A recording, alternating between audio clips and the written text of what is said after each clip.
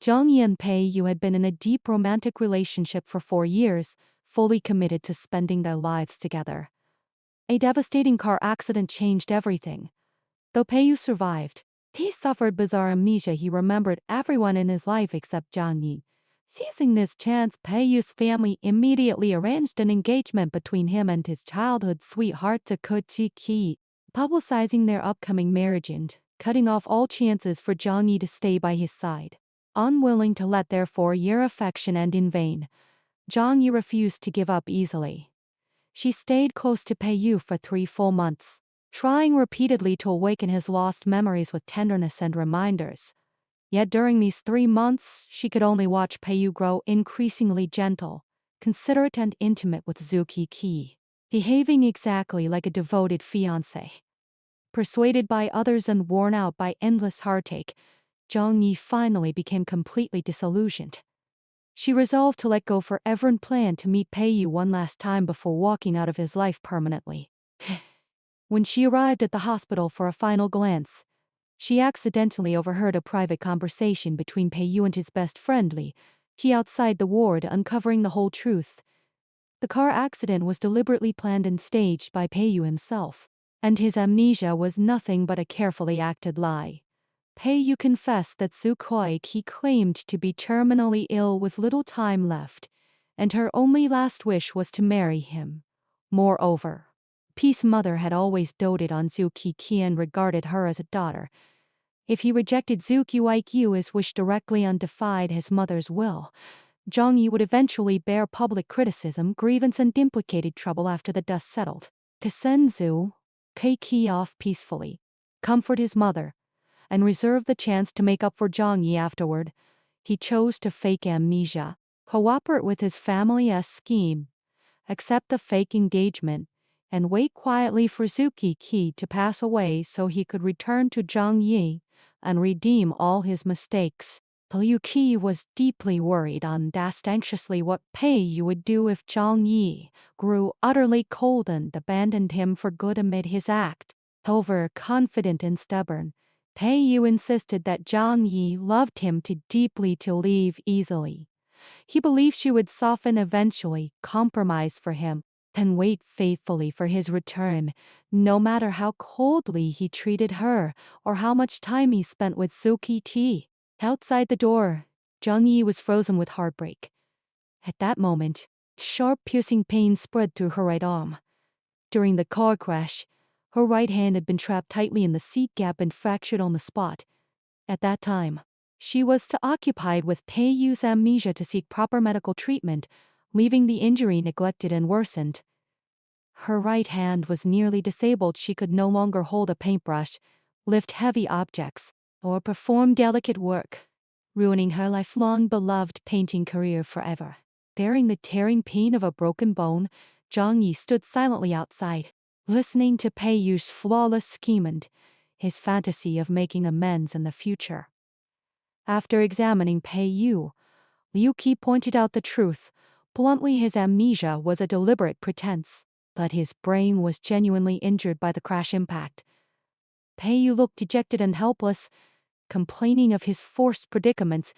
Caught between a dying Zuki Ki and a devastated mother, he thought he had no choice but to sacrifice his present with Zhang Yi for a future reconciliation. Seeing the unremoved gauze on his forehead, Zhang Yi still felt a trace of pity, yet it was overwhelmed by thorough disappointment. She had witnessed the car accident's terrifying rollover firsthand. Pei Yu had protected her instinctively and comforted her softly despite his own injury, and his sincerity at that moment was real. Still, he had selfishly planned everything, kept her in the dark, and consumed her deep love with coldness and a fake engagement. A nurse came to fetch Zhang Yi for her medical appointment, interrupting the ward conversation. Zhang Yi left without hesitation or lingering regret. When she glanced back at the ward door at the stairway, it remained tightly closed, and no one inside noticed her presence at all. After paying medical fees in the hospital hall, Zhang Yi ran straight into Zuki Ki, supporting Pei Yu carefully. In broad daylight, Pei Yu looked pale and deliberately weak, while the supposedly terminally ill Zuki Ki appeared ruddy energetic and triumphant, fully satisfied that her wish had come true. Zhang Yi saw through their hypocritical performance at once and let out a sarcastic, cold laugh. The sound attracted their attention. Instantly hostile, so Qi questioned sharply why Zhang Yi kept pestering Peiyu and threatened to punish anyone who leaked his whereabouts. Many of Peiyu's friends knew his past with Zhang Yi and pitied her for his cold attitude after amnesia, secretly tipping her off all the time. None of them realized the whole thing was Peiyu's deliberate plot. Zhang Yi stared at Peiyu, who looked indifferent and unfamiliar as if they had never met. Yet his coldness was unnaturally rigid after 3 months by his side. He should have felt annoyed rather than acting with programmed detachment. Zhang Yi had to admit Peiyu was an impeccable actor. After 4 years of intimate love, he could perfectly pretend to be a stranger and deceive her for 3 whole months. Annoyed by Zhang Yi's fixed gaze, Zhu Qi publicly berated her as shameless for coveting another woman's fiancé. She raised her voice deliberately to draw a crowd of onlookers, triggering gossip and ambiguous speculation that framed Zhang Yi as an intruder. Contemptuous and disdainful stares fell all over her, pinning her to the pillar of humiliation.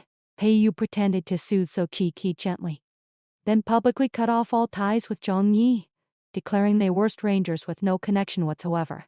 Holding back tears welling up in her eyes, Zhang Yi refused to humble herself any longer. Enduring the sharp pain in her arm, she echoed Peiyu's words calmly, then declared firmly and resolutely that they had never known each other and had never shared any relationship. Her decisive attitude shocked the crowd, and the whispers gradually faded away. Peiyu was stunned, never expecting her to sever the past so completely. He tried to step forward to explain and hold her back, but Zhang Yi avoided him calmly, keeping a proper distance like a stranger, spoiled and arrogant. Zhu Qi dragged Peiyu to try on wedding gowns to show off their upcoming marriage. Peiyu looked uneasy and disturbed and tried to interrupt her. But Zhu Qi, used to his gentle indulgence, instantly teared up and ran away in anger. Worried about her health, Peiyu glanced helplessly at Zhang Yi before chasing after Zhu Qi to comfort her. Watching his retreating figure, Zhang Yi laughed softly, laughing at Peiyu for sinking too deep into his own act and wavering involuntarily, laughing at herself for clinging foolishly to an unworthy relationship for 3 months, lowering herself into misery and grievance. Urged again by the nurse, Zhang Yi went for treatment without delay. Due to long neglect after the car accident, her fractured right arm had healed misaligned, requiring long-term acupuncture physical therapy to relieve pain. She no longer hoped for full recovery, only relief from constant suffering and the ability to live normally. Lying on the therapy bed watching fine silver needles, she recalled the past. Whenever she feared medical treatment or injections, Peiyu would be even more nervous than her, covering her eyes gently, unblowing softly on the sore spot afterward, filled with doting care. Now everything had changed, leaving her to endure the pain alone. The acupuncture pierced deep into her muscles and bones with agonizing pain. Tears slipped down silently, yet she endured stubbornly, telling herself perseverance was the only way to recover. After the treatment, Zhang Yi received a message from her best friend Liu Ru, learning that Zhu Qi insisted on trying on the custom wedding gown Peiyu had specially tailored for Zhang Yi. With similar figures, Zhu Qi fit the gown perfectly, and Peiyu accompanied her silently without objection. Liu Ru felt indignant for Zhang Yi, that Zhang Yi had long let go. She replied calmly that the gown was funded by Peiyu, so Zhu Qi could have it freely with no need for lingering attachment. Returning home exhausted at dusk, the smart home robot activated automatically, looping Peiyu's recorded confession. Peiyu loves Xiao Yi. Loves her the most. 2 months earlier, when Peiyu and Zhu Qi formally met their parents and set a wedding date, these repeated confessions had tugged at Zhang Yi's heart, making her unable to let go and forcing her to humble herself again and again to win back his memory. Now fully awake, Zhang Yi turned off the robot, only to discover the home monitor was remotely controlled all along. always aimed at the bedroom door instead of sensing human movement. She suddenly realized Pei-yu had planned everything long ago. He left the confession robot to hold on to her feelings and installed the monitor to spy on her life and emotions for fear she might give up completely and do something reckless. While pretending amnesia and treating her coldly in public, he was convinced her deep love would keep her waiting forever, allowing him to consume her affection arbitrarily. Jung-yi felt icy all over, filled with self-mockery and disgust at his scheming manipulation that toyed with her heart. Suppressing surging grievance, she questioned the monitor softly whether he enjoyed faking amnesia, lying to her, and keeping her trapped in unrequited longing. She then unplugged the monitor power, accidentally tripping the main circuit and plunging the room into darkness.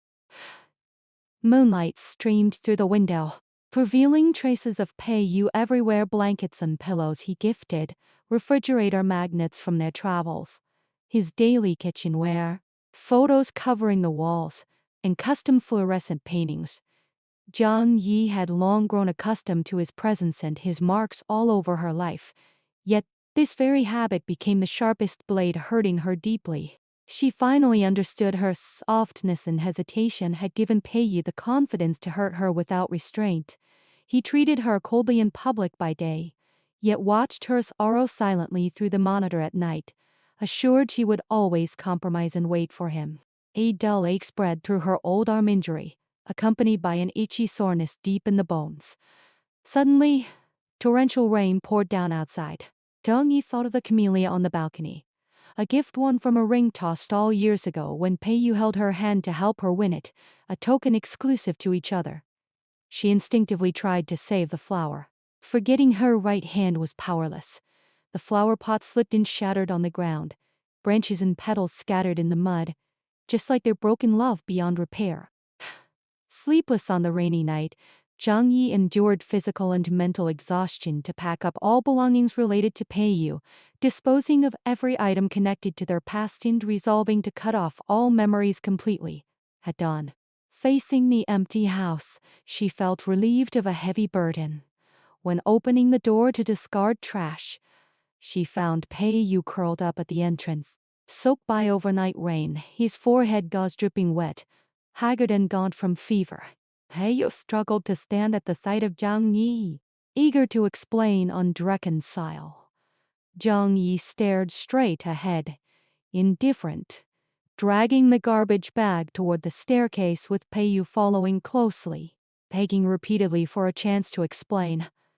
Unmoved, she tossed the bag into the bin. The impact split the bag open, scattering their old belongings.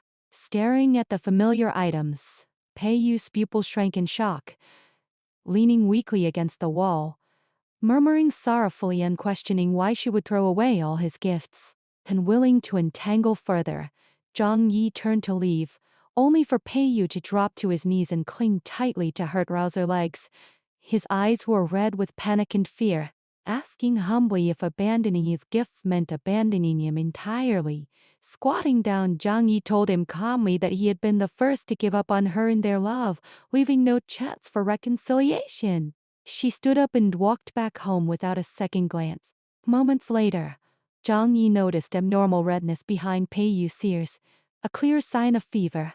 Soon after, a loud crash came from outside through the peephole. She saw Pei-yu collapse at the wall from exhaustion.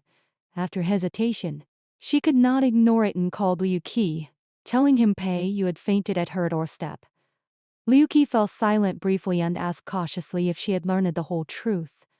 Jung-yi replied indifferently and hung up.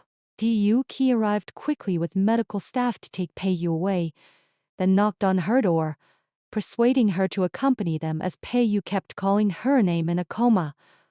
Jung-yi refused calmly, and Liu Qi left with a sigh. Overwhelmed by emotional and physical fatigue, Jung-yi slept round the clock. Upon waking for a follow-up checkup at the hospital, she met Pei-yu in patient clothes. He rushed to her side and grabbed her arm, accidentally pulling her injured wrist and making her wince in pain. Noticing her reaction, Pei-yu lifted